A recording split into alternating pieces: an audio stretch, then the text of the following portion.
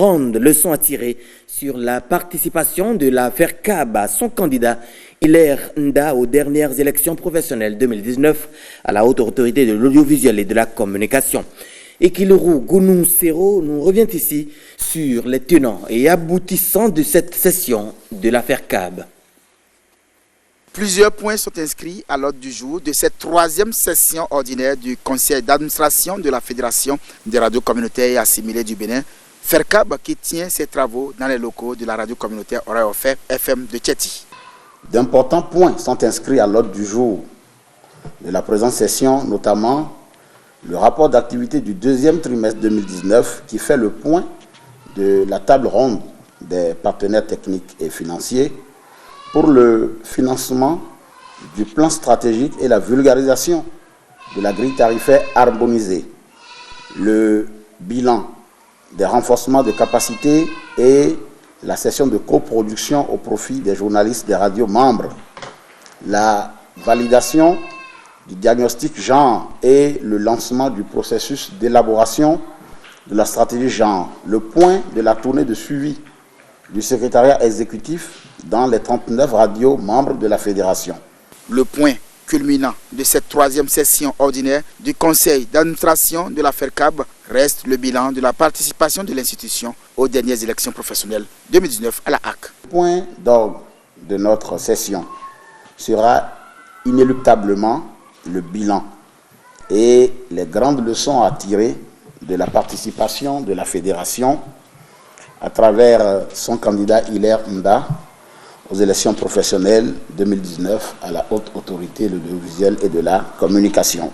L'une des décisions prises au cours de ces assises est l'appellation de ce studio de la radio communautaire Oreilles Offertes FM de Tchéti, studio Omar Mamadou, en hommage à cet illustre homme disparu qui a œuvré pour l'avènement des radios communautaires au Bénin en général et celle de Tchéti en particulier. Cette radio, je peux vous dire que elle a été conçue dans la tête et mise en œuvre jusqu'au décès de cet homme-là par Omar. À l'issue donc de cette rencontre, plusieurs décisions sont prises à l'endroit des radios communautaires membres de la fêtière afin d'épanouir davantage les communautés à la base.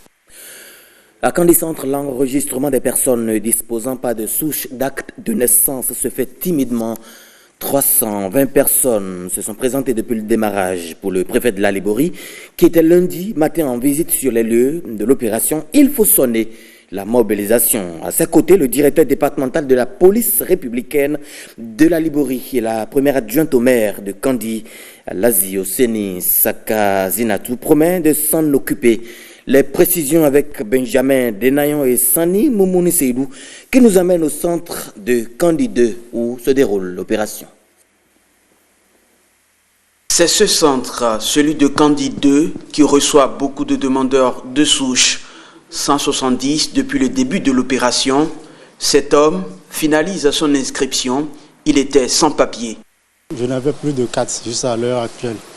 Donc toutes mes tentatives pour entrer en possession de ma souche ont été faites dans tous les arrondissements. Vraiment, c'est une grande opportunité que le gouvernement a voulu nous offrir. Et ça, là franchement, nous disons merci beaucoup au chef de l'État, Patrice Talon, pour ses efforts. Le prochain centre est dans le premier arrondissement. Là, les nouvelles ne sont pas bonnes pour les autorités. Très peu d'individus enrôlés. Et la plupart viennent avec des jugements supplétifs. Jusqu'à aujourd'hui, à Cadien, on peut dire qu'on a eu une centaine. Les gens ne sortent pas. Donc, puis l'information est passée à la radio, les gongonneurs. Le dernier du classement, Candy 3. Les radios locales et les crieurs publics ont beau diffuser les messages de sensibilisation, l'effet escompté tarde à se préciser. Les gens ne sortent pas. On n'a que recensé 70 personnes. Du 2 à ce jour, j'ai recensé que 70 personnes. Pas question que la Liborie soit à la traîne à l'heure des comptes, selon le préfet. Les élus vont prendre également leurs responsabilités, leur rôle d'expliquer ça à leurs administrés. Je souhaite que, vraiment d'ici quelques jours, que beaucoup de gens puissent vraiment se faire enregistrer un peu partout dans Kandi et même dans le département. À terme, c'est qu'on peut rester même dans sa chambre et commander, n'est-ce pas, copie d'un acte de naissance. Bon, ça se fait ailleurs. Le chef de l'État a bien voulu, n'est-ce pas, qu'on ait cette chance. Vu tout ce que nous sommes en train de dire à la radio, il va falloir que nous prenions nos responsabilités et prendre les crieurs publics. Pourquoi pas à partir de ce soir, pour quand même encore sensibiliser la population de Kandi, afin qu'ils puissent sortir nombreux. Des agents recenseurs craignent que le taux d'abstention soit élevé aussi bien en ville que dans les arrondissements ruraux. Le préfet Mohamedou Moussa compte saisir tous les maires. On quitte à présent le département du Borgou pour le département du Zou. Il est ici question de la valorisation de l'énergie solaire, un secteur en pleine expansion. C'est un secret de Polichinelle. Aujourd'hui au Bénin, le secteur des énergies renouvelables est en pleine expansion. Électriciens bâtiments, électroniciens et autres passionnés de l'énergie solaire se ruent vers le secteur sans disposer forcément des compétences avérées. Or, dans le même temps, la question de maintenance sur le long terme des installations se pose avec acuité. Ainsi donc, le partenariat pour la formation professionnelle en énergie renouvelable au Bénin s'est vu interpellé. Grande est donc ma joie de savoir qu'il existe au Bénin ce projet de partenariat pour la formation professionnelle en énergie renouvelable qui, sans aucun doute, va mettre à la disposition de notre pays, le Bénin, des techniciens outillés qui pourront assurer la qualité de l'installation et de la maintenance des systèmes solaires chez nous. Pour ce renforcement de capacité des artisans dans le domaine des énergies renouvelables, 3 modules de formation de courte durée ont été retenus. Module 1, notion de base en électricité, source d'énergie et composants d'un système solaire photovoltaïque. Module 2, installation des systèmes solaires photovoltaïques et sécurité au travail.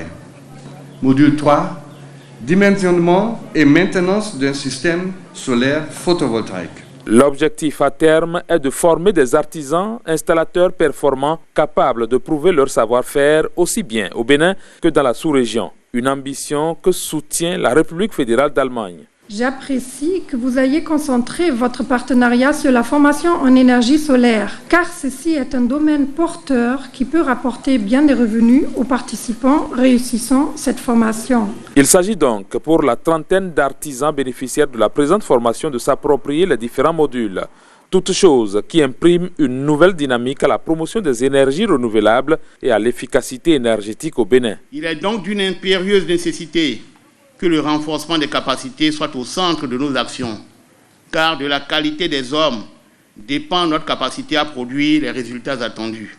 Nous ne devons donc pas oublier, à chaque fois que c'est nécessaire, de donner au développement des compétences toute la place qui lui revient, afin qu'il ne soit pas dans les appendices, mais au cœur des préoccupations de nos différents projets de développement. Il n'y a de richesse que d'hommes. Les artisans béninois exerçant dans le domaine des énergies renouvelables bien outillés, l'indépendance énergétique, veut chère au gouvernement, ne sera que renforcée davantage. Madame, c'est voilà qui met un terme à ce journal des régions. Nous vous remercions de l'avoir suivi. Le prochain rendez-vous de l'actualité avec Koudous Abdoulaye, c'est à 20h.